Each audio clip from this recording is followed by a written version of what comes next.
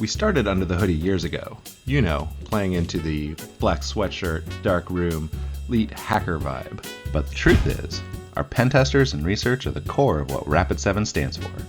They help us understand attackers, build better tools, and connect with the community. Oh, and some of the stories we get from our pen testing engagements are amazing. Here's one now.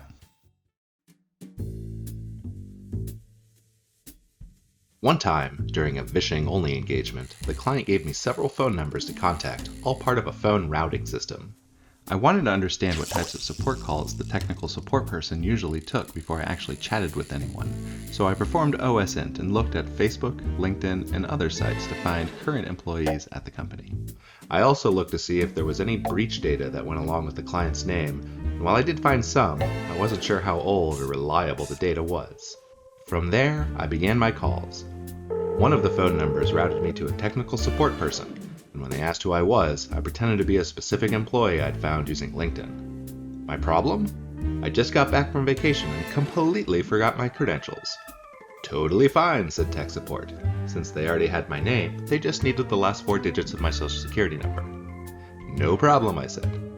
See, during the OSINT stage, I was able to gather usernames since the client hosted a website login to its Citrix portal.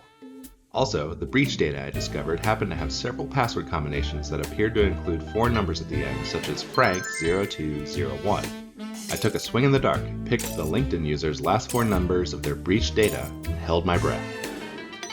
Okay, great, tech support replied. I've reset your password to password1. After tech support provided a reset password for the user, I took those credentials to Citrix, and it worked! The only problem now was that the login required answering questions the user had previously set up. Time for another call to tech support. I told them the questions I saw didn't look familiar and asked if I could reset them. Again, no problem. They just needed my social security number.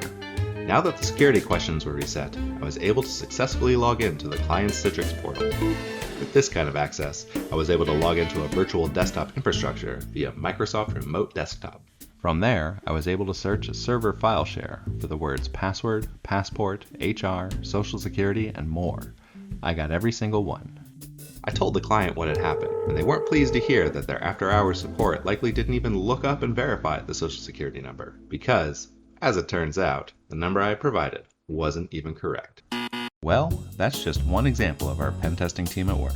When you have leading security solutions and groundbreaking research on your side, nothing's going to slow you down. Check out the Under the Hoodie report for more.